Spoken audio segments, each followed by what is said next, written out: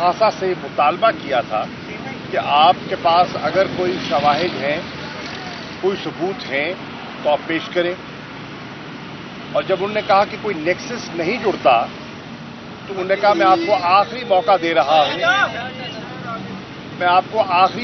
رہا ہوں اور آپ اگلی تاریخ پر مکمل شواہد لے کر آئیں تاکہ میں اس کیس کو نپٹاؤں. میں بلا وجہ اس کو نہیں لٹکانا چاہتا، نہیں گھسیٹنا چاہتا. ہم تیار تھے اپنے دلائل کے لیے، لیکن بدقسمتی سے آج جب یہاں آئے تو معلوم ہوا کہ جج صاحب چھٹی پر ہیں اور ڈیوٹی جج صاحب نے کیس سن کر ہمیں 15 کی تاریخ دے دی ہے. 2-3 اہم ڈیولپمنٹس ہیں جس کے بارے میں چند معروضات آپ کی خدمت میں پیش کرنا چاہتا ہوں. ایک تو پورے ملک میں چرچا ہے جو انتخابی اصلاحات کا بل پیش کیا گیا ہے. کل آپ نے دیکھا کہ جوائنٹ جو سیشن تھا پارلیمنٹ کا، اس میں بھی آپ نے مختلف لوگوں کے تحفظات سنے، حتیٰ کہ جو حکومت کی حلیف جماعتیں ہیں ان کے تحفظات بھی کھل کر سامنے آ گئے. اور سابق لا منسٹر، سابق چیئرمین سینٹ جناب رضا ربانی صاحب نے تو کھل کر کہا کہ آپ نے ہمیں یہاں صرف انگوٹھا لگانے کے لیے یا ربر سٹیمپ کرنے کے لیے بلایا ہے. تو انہوں نے اپنی ریزرویشنز کا اظہار کیا. جے یو آئی جو پی ٹی ایم کی ایک اہم جماعت ہے، ان کے سینیٹر مرتضیٰ صاحب نے بھی اپنے تحفظات کا کھل کر اظہار کیا. اور تحریک انصاف تو پہلے ہی کہہ چکی ہے کہ ہمیں اس سارے عمل سے باہر رکھا گیا ہے. اب اتنی اہم لیجسلیشن اتنی عجلت میں ہونا سمجھ سے بالاتر ہے.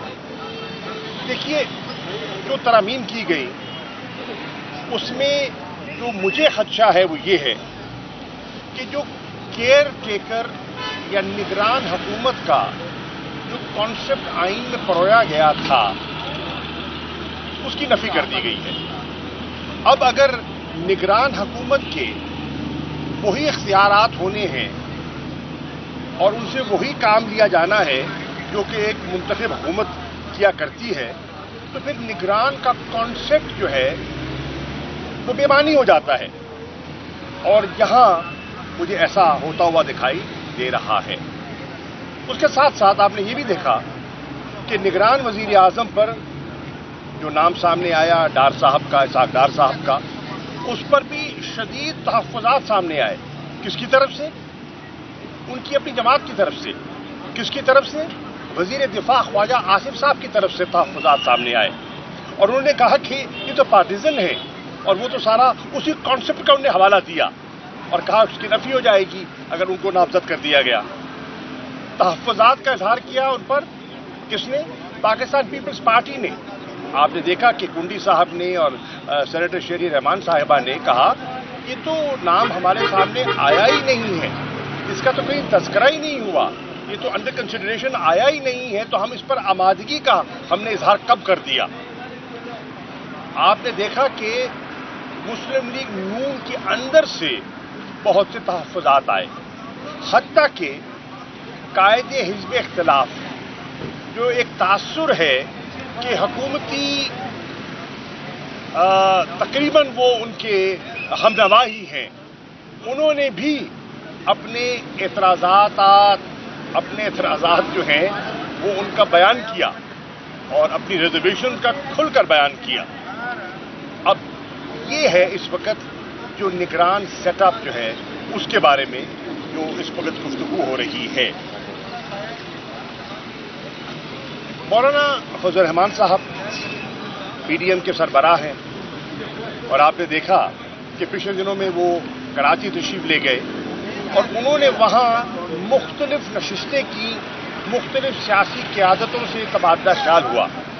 اور ایک چیز جو واضح طور پر سامنے آئی وہ یہ تھی کہ انہوں نے جتنے حضرات سے وہ ملے وہ حضرات تھے جو پیپلز پارٹی के मुखालिफ समझे जाते हैं। तो दिखाई ये दिया कि मौलाना गालिबन सिंध की हद तक कोई पीपल्स पार्टी के खिलाफ या पीपल्स पार्टी के बरक्स कोई जो अलायंस है उसको जमा करने की कोशिश कर रहे हैं। मैं कहने की कोशिश ये कर रहा हूं कि पीटीएम और उनके एलाइज में निगरान सेटअप हो, मुस्तकबिल के इलेक्शंस हों, इलेक्टोरल रिफॉर्म्स हों, उस पर कोई यकजहती और यकसुई दिखाई नहीं दे रही। इसके साथ साथ कल जो बहस हुई, मुझे अफसोस से कहना पड़ता है कि ख्वाजा आसिफ साहब जो कि एक सीनियर पार्लियामेंटेरियन हैं, इस वक्त मुल्क के वजीर दिफा हैं, उनकी गुफ्तगू आपने सुनी, कितनी गैर पार्लिमानी, कितनी गैर मुहज़्ज़ब गुफ्तगू थी। जो मुंतखब ख़वातीन सेनेटर्स के बारे में जो उन्होंने अल्फाज इस्तेमाल किए, कचरा, कूड़ा क्रिकेट, गार्बेज, ये उनको ज़ेब नहीं देते, ये उनके शायाने शान नहीं है। और ये पहली मर्तबा नहीं, ये पहले भी कर चुके हैं। नेशनल असेंबली की वो नशिस्त याद है जिस नशिस्त में उन्होंने डॉक्टर शरीन मजारी को निशाना बनाया था, और कल उन्होंने वही जो है उसी को उस रीत को दोहराया है। अफसोस से कहना पड़ता है कि ये मुनासिब नहीं है, और मैं उसकी मजम्मत करना चाहूँगा, पुरजोर मजम्मत करना चाहूँगा। ख़वातीन के बारे में, मुंतखब नुमाइंदगान के बारे में, अपने कॉलेज के बारे में ये राय रखना और बरमला इजहार करना बिल्कुल गैर मुनासिब है। इसके साथ साथ मैं एक दो गुजारिशात और करना चाहूँगा, और वो है कि पूरी कौम देख रही है कि इस वक्त जो मईशत की कैफियत है, मईशत की कैफियत अच्छी नहीं है, और उसके ऊपर पूरी कौम को दो नई खबरें दी गई। एक, बिजली के बिलों में इजाफे की नई सुनाई गई, और नेपरा ने भी कल उसकी मंजूरी दे दी है जो हुकूमत की तजवीज़ थी, और 7.5 रुपए फी यूनिट का इजाफा मुतवक्के है। अगर इसको और दीगर टैक्सेस को मिला लिया जाए तो ख्याल किया जा रहा है कि बिजली का यूनिट जो है वो 50 रुपए यूनिट के लगभग होगा। इसके साथ साथ गैस का जो कीमतें हैं, प्राइसेस हैं, उनमें भी खातिर खा इजाफा करने का फैसला कर लिया गया है, और 40% इजाफे की खबर आई है सामने। और जो बैंक से बोरोइंग करते हैं लोग सरमायाकारी के लिए, उसका रेट ऑफ इंटरेस्ट जो है, मार्कअप जो है, वो 22% को छू रहा है। अब इन हालात में मुझे बताइए, कोई सरमायाकारी करेगा तो क्यों करेगा? अगर करेगा तो क्या उसकी इन्वेस्टमेंट्स और उसकी प्रोडक्शन जो है वो कंपेटिटिव होगी? ये सब चीजें हैं जो काबिल गौर हैं। और आखिरी बात जो मैं आपकी गोशगुजार करना चाहता हूं वो ये है कि 17 दिन की मेहमान हुकूमत ने जाते जाते 61 अरब की एक रकम जो है डेवलपमेंट मद में मुख्तस कर दी है अपने सरकारी मेंबरान पार्लियामेंट के लिए। अब उसमें से 51 अरब तो रिलीज भी कर दिए गए, और रिलीज कर दिए गए कोडल जो फॉर्मेलिटीज हैं उनको पूरा किए बगैर। तो ये बड़ी सीरियस चीजें हैं। मैं समझता हूं कि इलेक्शन कमीशन को इसका नोटिस लेना चाहिए, इलेक्शन कमीशन को खामोश नहीं रहना चाहिए।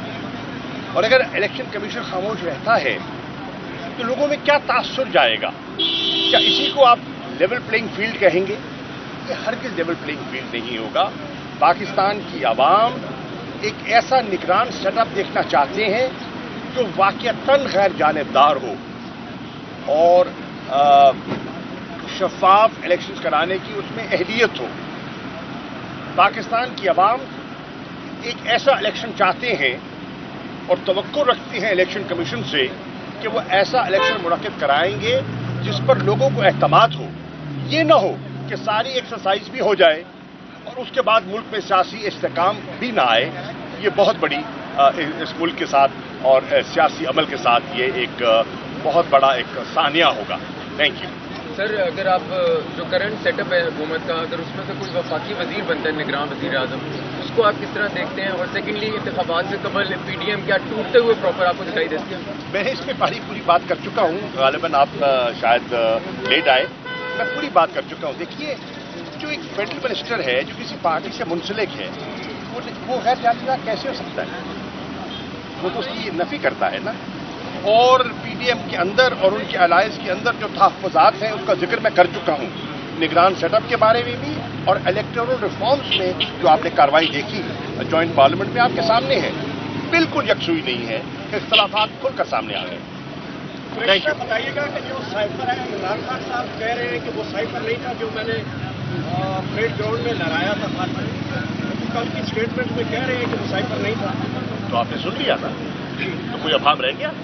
آپ کو کیا سمجھ نہیں ہے ان کی بات میں؟ نمبر 1. نمبر 2، سائفر پہ میں نے کل گفتگو کر لی اور مفصل گفتگو کر لی اور اپنا بیان